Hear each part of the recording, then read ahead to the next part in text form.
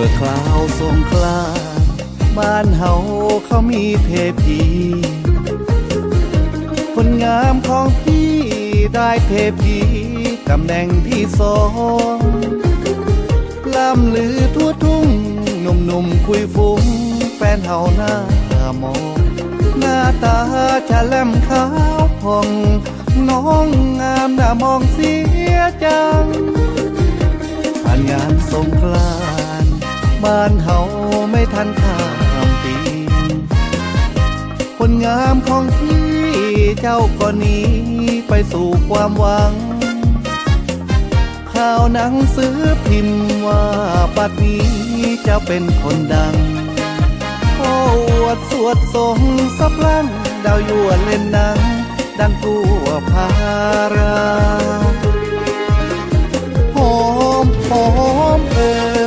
หอมกลิ่นคนดังใครๆก็คลั่งอยากได้เห็นเธอเป็นบุญตาตัวไอ้บุญน้องแค่ฝันถึงก็วาสนาบัดนี้เจ้าเป็นดาราคงอยากหนักหนาจะกลับมานี่เอาลงรูปงามเปลี่ยนโฉมเปลี่ยนน้ำเปลี่ยนใจขี่เก๋งคันใหม่ชื่อบัวอ้ายกลายเป็นเชอรี่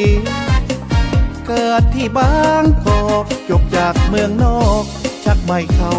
ทีจบราชภัฏปีสี่เกิดบ้านเฮานี้ขี้จุจุงเบอ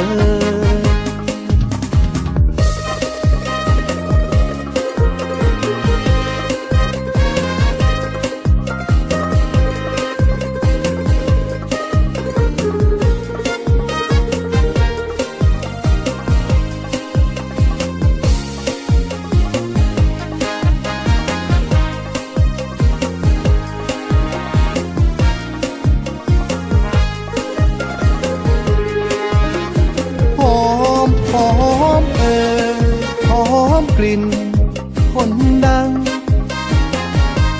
ใครๆก็คลั่งอยากได้เห็นเธอเป็นบุญตาตัวไอ้บุญน้องแค่ฝันถึงก็วาสนาบัดนี้เจ้าเป็นดาราคงอยากหนักหนาจะกลับมานี่เอาลงรูปงามเปลี่ยนโฉมเปลี่ยนน้ำเปลี่ยนใจขี่เก๋งคันใหม่ชื่อบัวอ้ายกลายเป็นเชอรี่เกิดที่บางกอกจบจากเมืองนอกชักใบเข้าทีจบราชภัฏปีสี่เกิดบ้านเฮานี้ขี้จุจุงเบอ